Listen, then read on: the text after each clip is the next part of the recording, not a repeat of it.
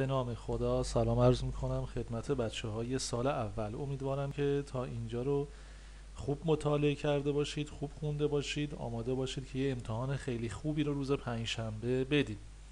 من قسمت منابع انرژی توی فصل 1 رو براتون یه مختصر توضیحی میدم، یعنی به صورت خلاصه در آوردم که شما بتونید یه بار دیگه اینو بهتر مرور بکنید در شب امتحان.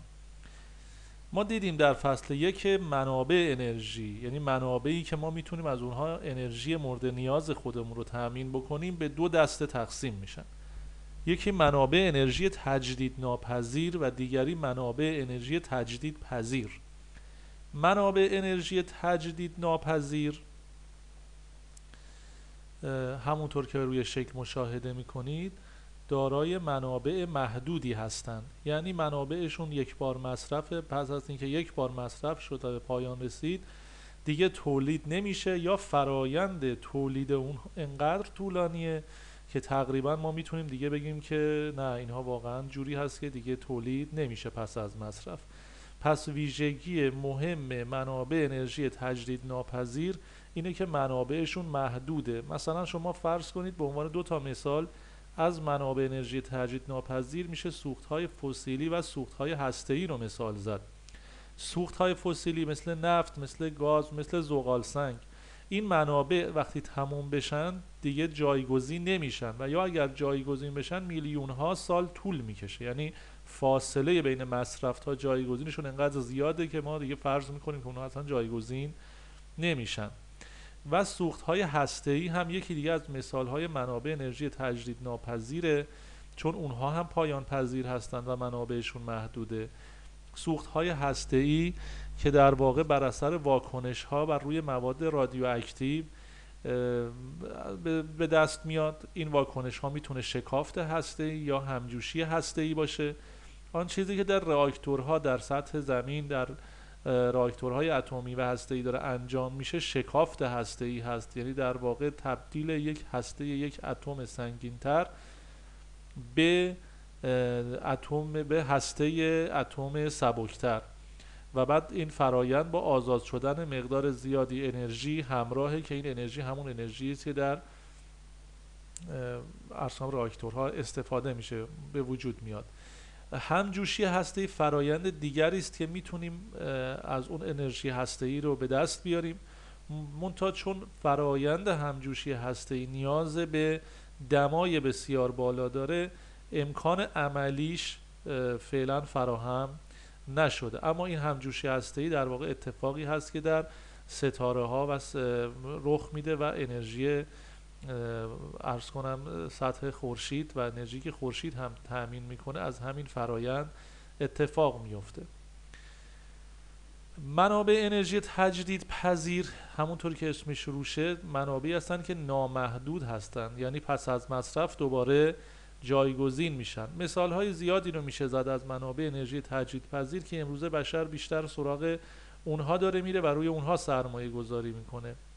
مثلا انرژی خورشید رو میشه به نوعی منشأ همه انرژی ها دانست، چون هر انرژی در دنیا وقتی که ما زنجیره تبدیلاتش رو پشت سر هم بررسی کنیم در نهایت به انرژی خورشید میرسیم.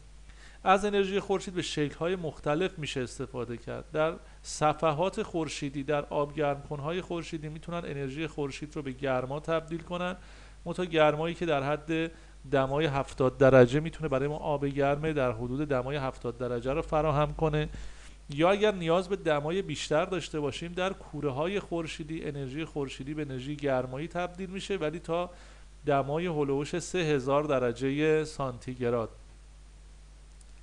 و سلول‌های خورشیدی سلول‌هایی هستند در واقع می توانند انرژی خورشیدی رو به انرژی الکتریکی مستقیما برای ما تبدیل بکنند. از جمله دیگر منابع انرژی تجدیدپذیر باد هست. مزایایی که باد داره زیاد هست. 3 تا از مهمترینش اینه که رایگانه، یعنی شما هزینه‌ای بابتش نمیپردازید. نیاز به سوخت نداره، توربین هایی که در نیروگاه های بادی داره کار میکنه و به همین دلیل آلودگی زیست محیطیش بسیار کم و اندک هست در مقایسه با سوختهای فسیلی. انرژی امواج دریا یکی دیگه از منابع انرژی تجدیدپذیره. این حرکت‌های رفت و برگشتی امواج دریا رو به وسیله توربین‌های خاصی به حرکت‌های در واقع رفت و برگشتی تبدیل می‌کنن و توربین‌های کوچکی رو به کار میندازن که برای تولید الکتریسیته، حالا نه در مقیاس خیلی بزرگ ولی به هر حال در مقیاس تولید الکتریسیته برای دهکده‌ها و شهرهای ساحلی میتونه کاربرد داشته باشه.